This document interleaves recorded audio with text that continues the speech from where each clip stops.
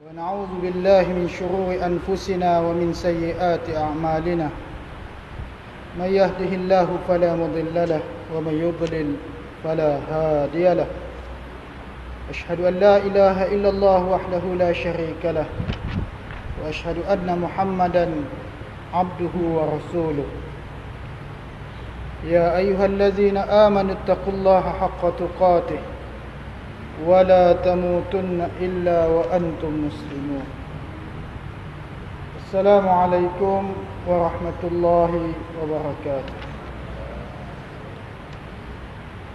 عن أبي هريرة رضي الله عنه أن رسول الله صلى الله عليه وسلم قال يستجاب لأحدكم ما لم يعجل يقول قد دعوت ربي فلم يستجب لي متفق عليه وفي رواية لمسلم لا يزال يستجاب للعبد ما لم يدع بإثم أو قطيعة رحم ما لم يستعجل قيل يا رسول الله ما الاستعجال قال يقول قد دعوت وقد دعوت فلم أرى يستجيب لي فيستحسر عند ذلك ويدع الدعاء.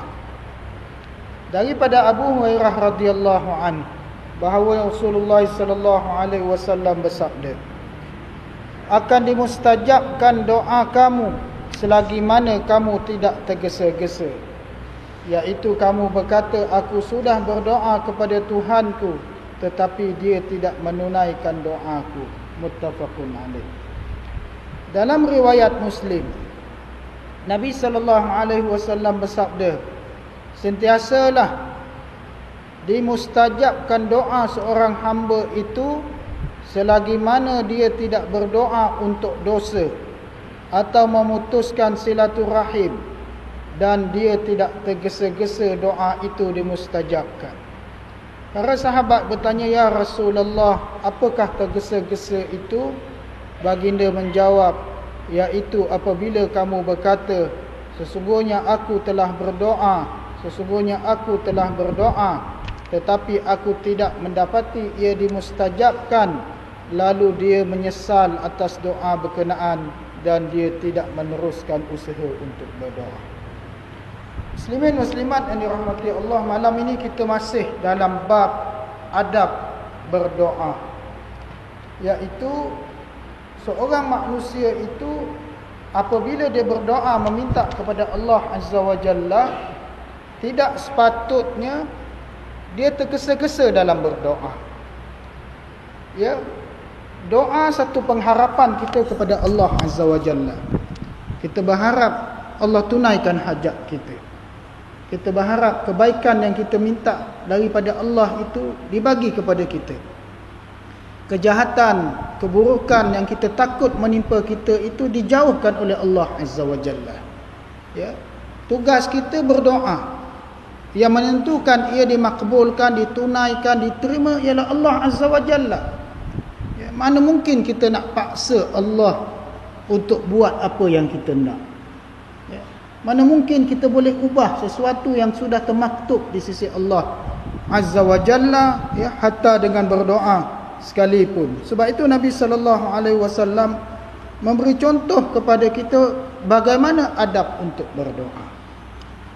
Perkara yang saya lihat perlu kita ambil perhatian di sini ialah dalam riwayat Muslim, Nabi sallallahu alaihi wasallam sebut 3 jenis doa manusia yang Allah tak terima.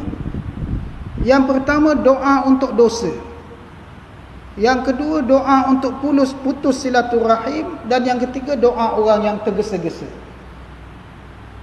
Tuan-tuan, kita tengok budaya masyarakat kita. Saya ingat lagi waktu sekolah dulu. Kalau ada selipar hilang, mula kita nak pakat buat solat hajat, biar yang curi selipar itu kembung perut dia. Jadi doa untuk dosa. Ya, kita tahu pencuri itu berdosa. Tapi kalau doa biar orang tu patah kaki, kembung perut, ini apa cerita doa? Ya, sepatutnya kita doa manusia itu dapat petunjuk dan hidayah daripada Allah. Manusia itu sedar kesilapan dia. Manusia itu kembali kepada Allah Azza wa Jalla. Ya. Yang lagi teruk, kalau kita mendoakan kebinasaan sesama muslim.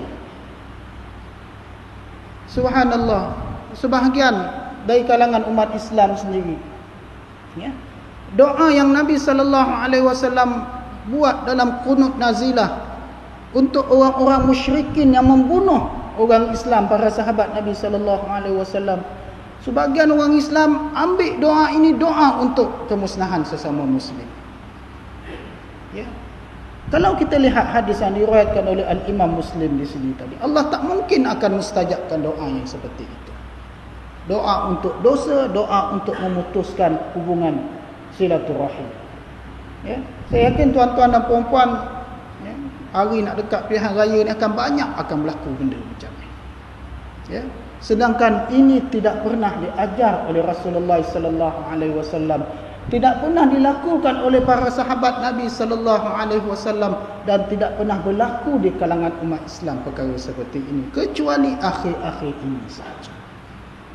Ya, Nabi berdoa apabila sebahagian huffaz itu dibunuh, utusan Nabi dibunuh oleh kabilah Ra'lin dan Zakwat.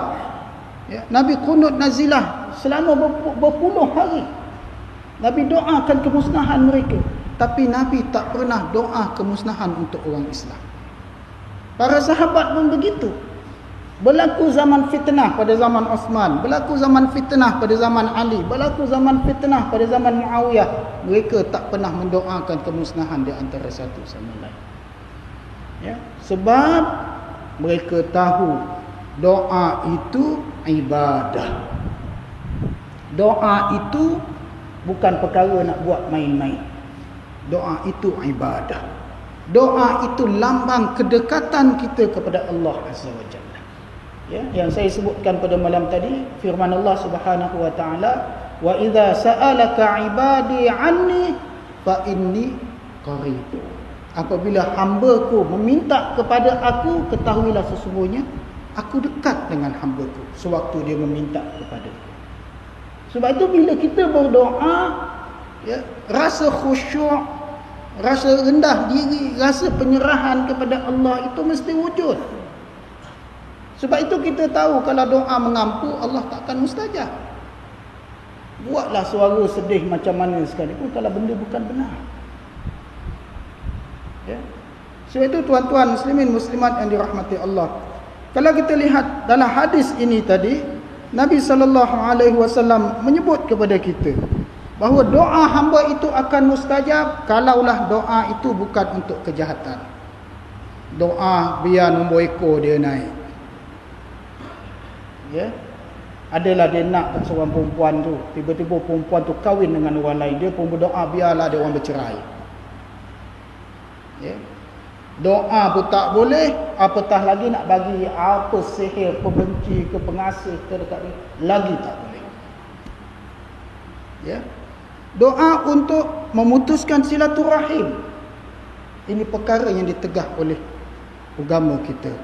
La yadkhulul jannata qati', tak akan masuk syurga orang yang putuskan silaturahim. Tak masuk syurga, kata Nabi sallallahu alaihi wasallam. Apatah lagi berdoa agar putus silaturahim. Ya, soal perbalahan antara manusia itu perkara yang wajar berlaku. Tetapi melampau dalam pergaduhan hingga putus silaturahim, ini perkara tak dibenar oleh agama. Kadang-kadang kita pelik, ada orang bila bergaduh dia kata, putuslah keturunan kita 7 keturunan. Dia pun ubah daripada bin Ahmad kepada bin Buluh Betul lepas tu. Sebab dia tak nak saudara tu. Dah takkan putus hanya dengan kata-kata manusia.